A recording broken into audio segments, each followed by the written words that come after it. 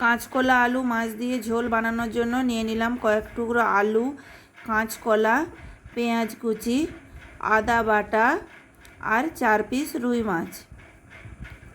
মাছের ওপর দিয়ে দিলাম পরিমাণ মতো লবণ আর দিলাম হলুদ। এবার সেটা ভালোভাবে মাখিয়ে নিলাম।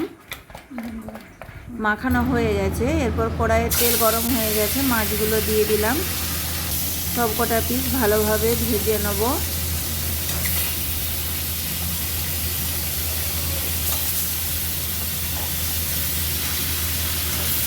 মাছগুলো ভাজা হয়ে গেছে বন্ধুরা, মাছগুলো তুলে নিয়েছি।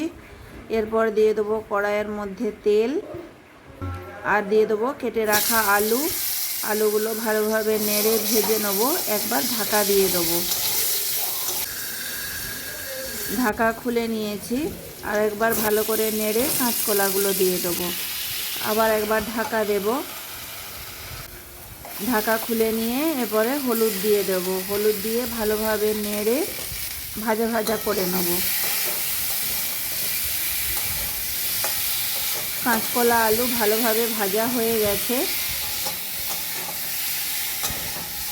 এরপরে আমি দিয়ে দেবো কড়াইয়ের মধ্যে তেল আর দিয়ে দেবো শুকনো লঙ্কা আর পেঁয়াজ কুচি, আদা বাটা।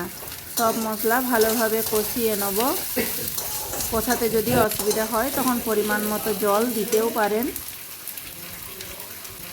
মশলাগুলো আমার ভালোভাবে কষানো হয়ে গেছে। একটু দিয়ে দেবো লবণ, একটু দিয়ে নিয়েছি জল, না হলে মশলাগুলো পুড়ে যাবে। তারপর দিয়ে দিলাম ধনে গুঁড়ো আর দিয়ে দিলাম একটুখানি হলুদ। হলুদ দিয়ে ভালোভাবে কষিয়ে নিলাম।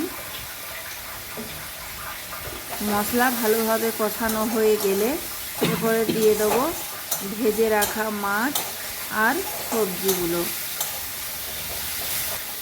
এরপর সবজিগুলো ভালোভাবে নেড়ে মশলার সাথে জল দিয়ে নেব।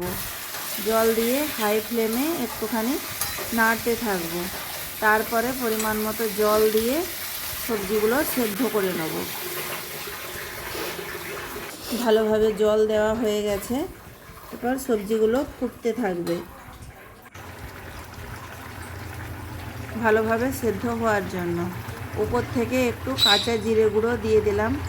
এই তরকারিটাতে উপর থেকে কাঁচা জিরে গুঁড়ো দিলে টেস্ট বাড়ে, খেতে খুব ভালো হয়।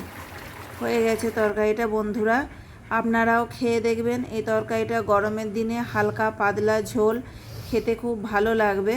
লাইক করবেন, সাবস্ক্রাইব করবেন, ভালো থাকবেন।